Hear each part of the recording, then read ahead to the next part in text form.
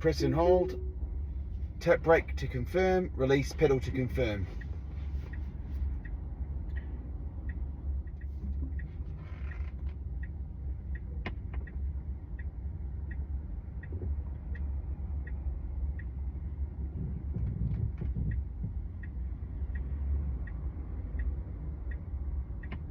Actually, that was nicely done.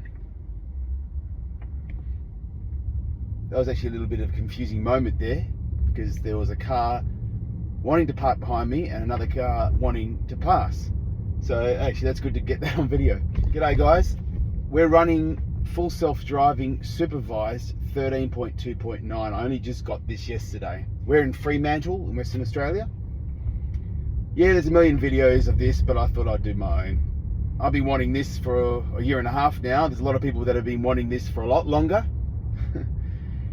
It's pretty cool.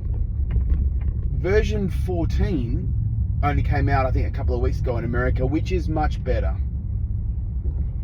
Now, with this version, I'm supervising it. I'm 100% responsible of what's going on. We're going to Little Creatures Brewery. I'm not doing anything at all, by the way. It's doing indicating, steering, accelerating. This version is, like I was saying, is very conservative. In America, they have different modes, like there's a hurry mode. So the version 14, there's 5 modes. There's sloth, chill, standard, hurry, and mad max. There we go. That's pretty cool. The acceleration is very slow with this version. I'm just hanging for version 14. We are the first right-hand drive market in the world to get this. That's why it's very cautious, because Tesla's gathering all this information from a right-hand drive market. So yeah, the first right-hand drive market in the world. This here and New Zealand.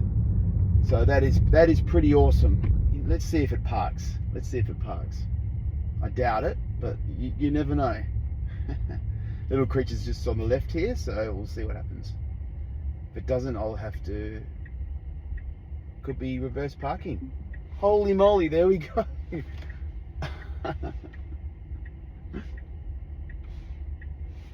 Check this out. You see that? So it's actually parking. Let's see how well it parks though.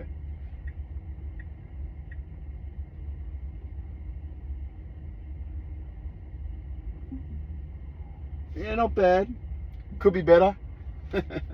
Now, it was Tesla's decision to actually have this really conservative, very safe approach with the Australian and New Zealand release. Again, because we're the very first right-hand drive market. So all the miles driven for full self-driving in America, which is like 6 billion miles apparently. Actually, this will be interesting. This is a very fairly confusing intersection. We'll see what it does here.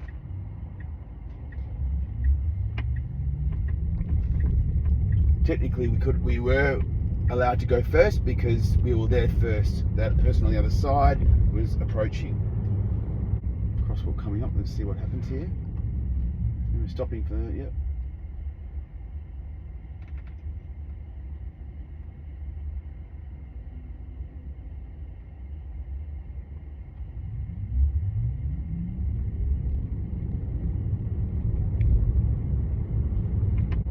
The aim is to be unsupervised.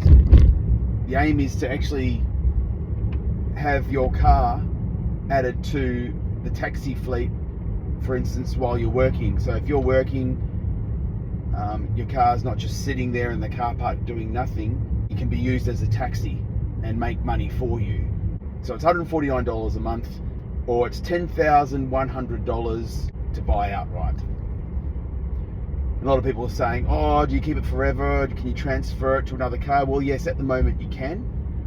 I think Tesla, it sounds like Tesla changes their mind every now and then. You can and then you can't.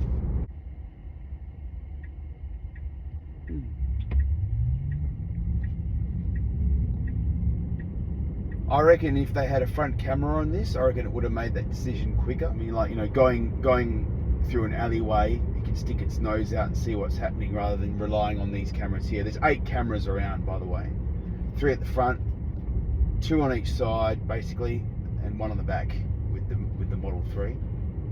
And obviously with the latest Model 3, there will be 1 extra on the nose. As soon as I found out yesterday at work on my break that I got an email to say that FSD subscription is now available, I went straight to the app, paid for it straight away, and it downloaded. By the time I got to my car after work, it was already downloaded. From work, I went to go see Mum, took Mum for a ride, and she was a little worried and a little excited at the same time, saying that basically this is perfect for people with, anxiety, elderly people that can't drive, all that sort of stuff. It's amazing how quiet it is in this cabin. This is insulated glass around here, so it's really blocking out the noise. It's pretty cool. Now, when there's an intervention or something goes wrong or whatever, I can, when I disengage, all I do is I press the button and I record a message as to what went wrong, and all the video data and my message goes straight to Tesla. Now you can change the route on the fly. Let's just see what happens here. It's funny, it should have indicated there, but it didn't. So we'll see what happens here.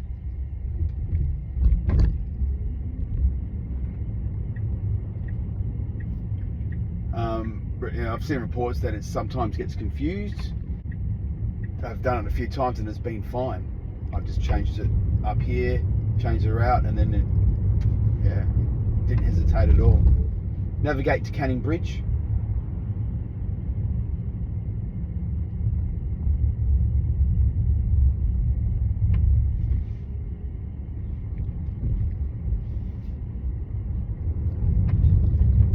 Okay, so yeah, I've changed that from going home to going to Canning Bridge, and yeah, didn't phase it. Navigate to Dome Cafe at Deepwater Point. That's good. That worked quite well.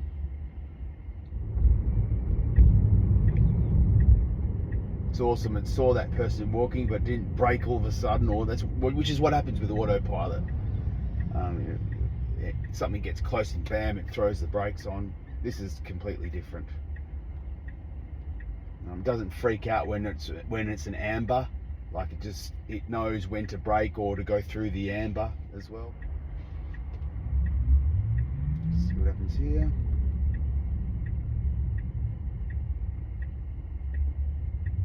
Nice.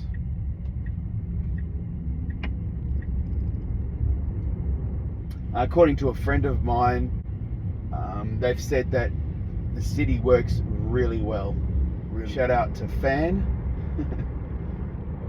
So if this person was doing, say, 60 in a 70 zone, it will go, I'll stuff this, and it will overtake. It has done that a couple of times for me, at least. It shouldn't be staying in the right lane. It should be keeping left.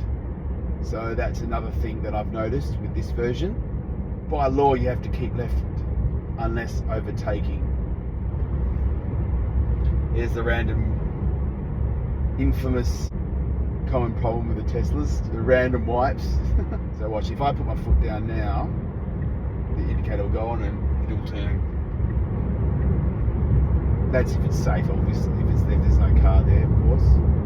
A camera just here looking at me. So if I'm got my eyes off the road for too long, you'll find that there'll be a blue light that will flash here, basically saying pay attention. Now if that happens too much, I'm not paying attention, and it disengages by itself, that happens, I think 3 times, it'll lock out full self-driving for, I think, for the rest of the drive or for the rest of the day. I can't remember. This is another thing that I reckon could be improved. Like, it's left a massive gap in the car in front of me.